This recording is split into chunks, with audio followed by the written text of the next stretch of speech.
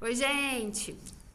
Estou passando para compartilhar algumas dicas de como vocês podem estar percebendo as ordens do amor dentro da movimentação de campo com bonecos, com figuras. E eu vou falar um pouquinho de pertencimento. Como que eu posso perceber no atendimento individual desordem de pertencimento? Antes de pensar no movimento do campo, no movimento dos bonecos especificamente, a gente pode já reconhecer desordem de pertencimento na fala do cliente. Então, uma coisa que eu sempre falo assim para os alunos é: quem é a pessoa que o cliente não está falando? Qual é a pessoa que na história que ele conta foi excluída?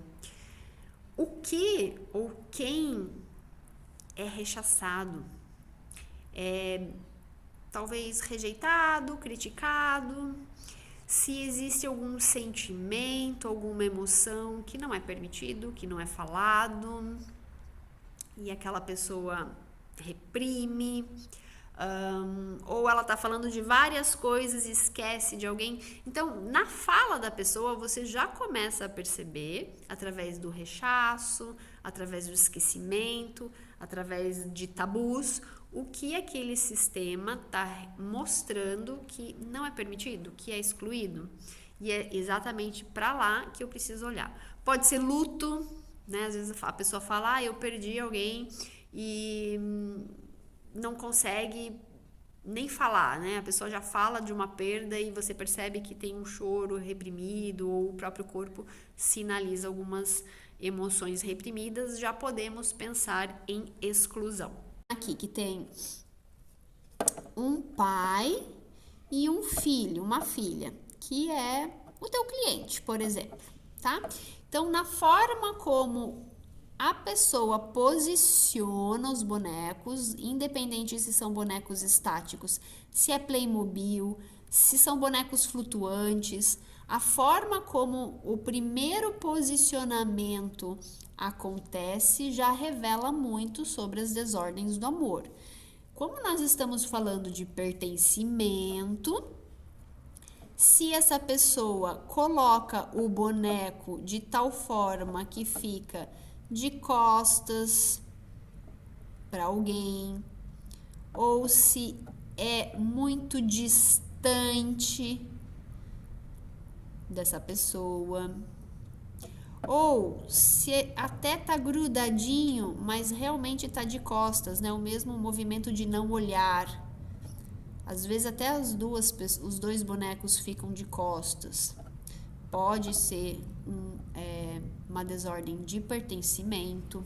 Se eu estou falando de uma família hétero, onde tem o pai, a mãe e o cliente, e na hora de posicionar esses bonecos, por exemplo, o pai fica um pouquinho mais distante e a cliente com a mãe ficam mais juntinho, né? Fica aqui mais distante.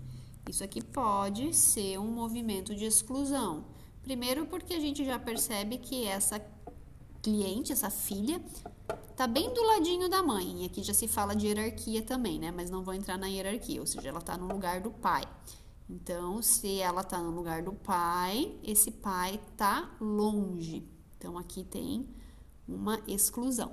Eu posso, por exemplo, perguntar para esse cliente se a mãe fala mal do pai, como é que é a relação do pai, se ele foi presente, se ele não foi presente, se houve algum tipo de violência, algo que fez com que essa cliente excluísse esse homem do coração dela. Né? Então, podem ser dinâmicas a serem exploradas. É comum também, quando se posiciona bonecos, independente dos bonecos, terem alguns bonecos que ficam assim muito longes, por exemplo, bem na beiradinha do campo. E às vezes esse boneco está inclusive olhando para longe, assim, olhando para longe na beirinha, né? Isso aqui mostra que tem muitos excluídos para cá. A gente sempre vai pensar assim, o que tem no campo de visão dessas pessoas? Então, eu vou sempre partir da ideia de para onde o meu cliente olha. Então, imaginemos que essa seja a minha cliente. Então, a minha pergunta é para onde ela olha, para onde ela não olha, quando se trata de desordem de pertencimento. Mas algumas figuras além do meu cliente, eu também posso fazer essa pergunta. Por exemplo, se ela posicionou o pai muito longe, assim, eu posso pensar para onde esse pai está olhando, né? Que está tão longe. Então, eu posso perguntar se esse pai se separou da mãe e foi para longe. Eu posso perguntar qual é a origem, de onde os ancestrais desse homem vêm. Se, por exemplo, vem de um outro país ou de outra cidade. Se pessoas ficaram para trás, né? Então, é uma forma de você também investigar o que aconteceu. E aí eu posso, inclusive, adicionar elementos onde esse homem está olhando, porque a exclusão não está só aqui, a exclusão está muito além.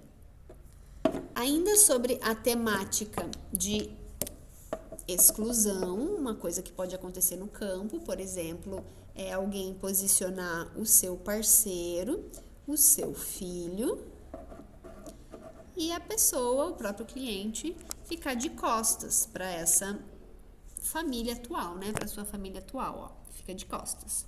Então, o que eu posso pensar? De novo, para onde o meu cliente está olhando? Então, eu posso pedir, por exemplo, para o meu cliente escolher aleatoriamente outros bonecos, algum boneco que lhe chame muito a atenção, e posicionar aqui na frente, onde ele está olhando. E de repente, vamos imaginar que o meu cliente escolhe um bonequinho que é uma criança